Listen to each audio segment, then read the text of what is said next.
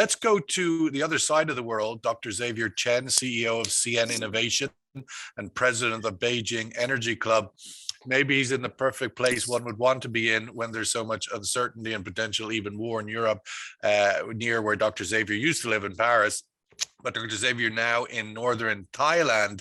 Just generally speaking, Dr. Xavier, what does this story look like from Asia, from where you are in Thailand? And maybe we can articulate what it might look like from China, but from just Asia in general, what does the Russian-Ukraine crisis look like?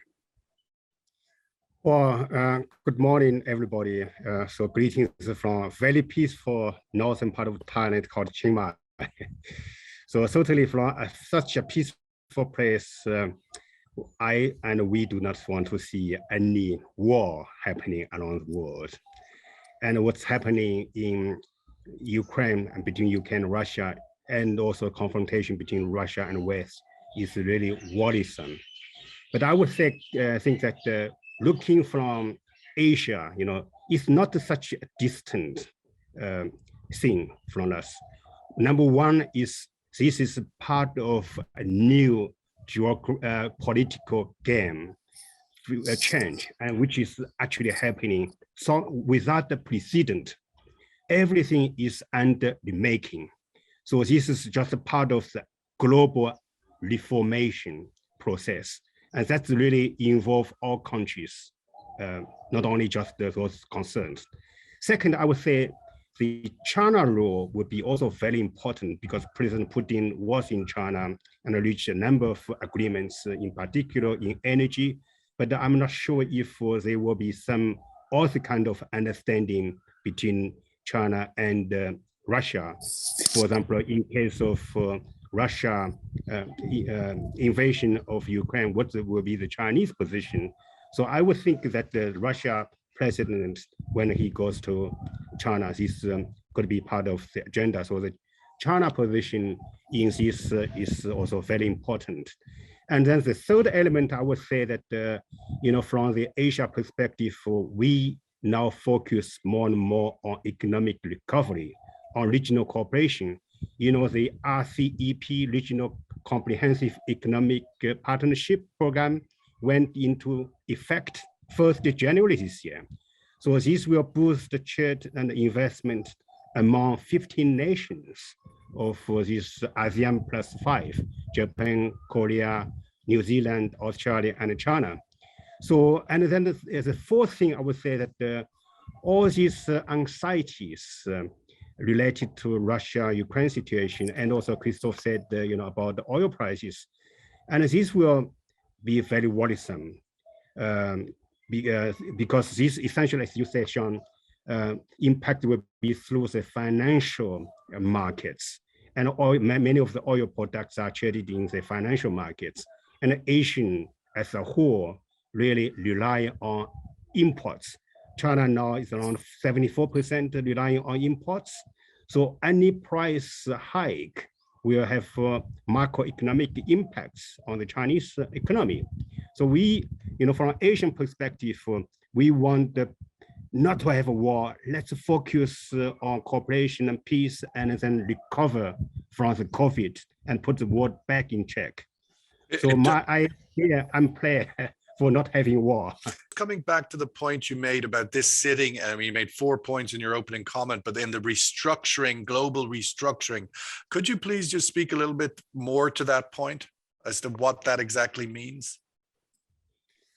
Well, global restructuring, what I can see is that a number of fronts. Number one is country-to-country relations, I would say. In the past, the US and China used to be partners and cooperation. Now they are more and more towards adversaries and competition. And this changes a lot in the global setting. Second is all the global systems. United Nations, for example, is that effective? WTO, is that effective? So these global governance, where the political, economic, and even the WHO, if I may say, all these proved to be in need of reform. And then thirdly, this economic power change, China's rise in exports in growth, and then also, I would say, all the impacts that has played, in relationship with the US, with the European Union, all the trade frictions. And then last thing I would say is technology. You have at one side advances in digitalization that changes everything. And then second is all these decarbonization technologies is also really working very rapidly in cost reduction and improvements. So all these elements together, the Chinese leadership a few years ago said that we are living in a period of change without any precedent over the last century. So this is the time that we should stay focused, not to be disturbed, and then do our internal matters well. Dr. Xavier, do you think is China in this equation of Russia, Europe, this instability, and even whatever level of crisis we are in and we get to, it's already absorbing a lot of stress, that China is a winner in that equation, that Europe and the West are fractured and China just will be a winner out of that? Is that too simple? Are there negative consequences for China as well? I don't think that China is a net winner or whatever thought in that case. For China's prosperity and growth, China needs to be in good relations with the West. China should not just be aligned with Russia as a strategic alliance or whatever thought. So that's my personal opinion. Mm-hmm. And then, of course, in these kind of circumstances, I would say that China has its own strategic demands.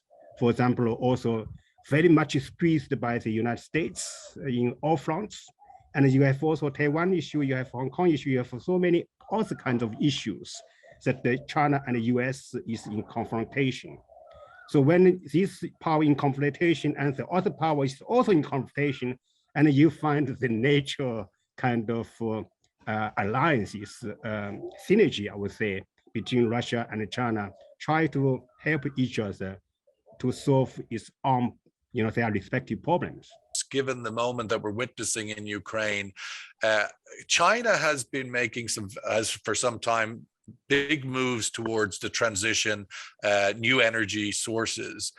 From a security of energy point of view, is that likely to accelerate as we witness events like Ukraine? China is very dependent on imports of oil, particularly in gas, and has a lot of its own coal. But nonetheless, the transition, is that part, and will it become increasingly accelerated, part of China's national security, its energy security, to have its own renewable capabilities? Well, I think the Chinese transition has been always, this a balancing act between energy security and also reducing carbon and all kinds of solutions. So I would say that, the Chinese term is not really low carbon, but low emission. And then their officials proposed the 14 5-year plan. Many sub-plans are called green industrial development, green energy development, green everything. So greening is a key word. And this is not only about the carbon, but also about the local pollutions with air, water, or solid emissions. So, and the second thing is that, last year, what's very significant for the energy world is that China became the first LNG importer, overpassing Japan. And then China has been already the largest gas importer. If you combine, LNG and gas together, I think 3 years ago, China already becomes the largest gas importer. So LNG come from Australia, Qatar, and US, many different sources. But gas pipelines are only essentially from Central Asia and Russia, and a little bit from Myanmar. And then that's why, remember earlier this year, there is turmoil in Kazakhstan. So that was a real concern for the Chinese. If all these Central Asia pipelines transition through Kazakhstan were shut down, how would the Chinese, spend the winter? So the Russian intervention in Kazakhstan to quickly put off the turmoil and keep the country at least stable for the moment is a big help, I would say, to the Chinese gas supply.